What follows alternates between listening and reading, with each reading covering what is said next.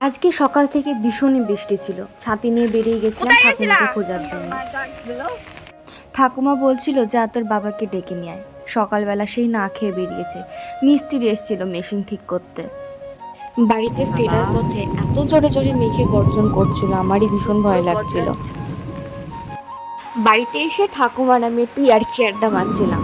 ঠাকুমা বাড়িতে থাকলে ইয়ার্কি আড্ডা একটু বেশি মারা হয়। সেদিন একটা বাজে কাণ্ড ঘটে গেছিলো। সিঁড়ি থেকে ঠাকুমা পড়ে গিয়ে অনেকটা পা কেটে গেছিলো।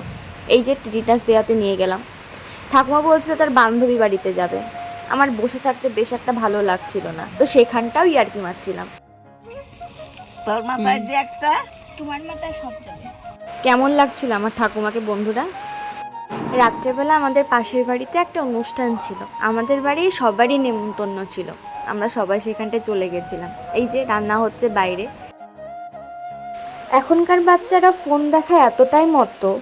আগেকার বাচ্চারা বন্ধু বানাতো, গুরুজনদের কথা শুনতো, খেলাধুলা করতো। এখনকার পুচকেরা কোথায় যেন বাস্তব জগৎ থেকে অনেকটা দূরে সরে গিয়ে ভার্চুয়াল জগৎটাকে ভীষণভাবে আপন করে নিচ্ছে।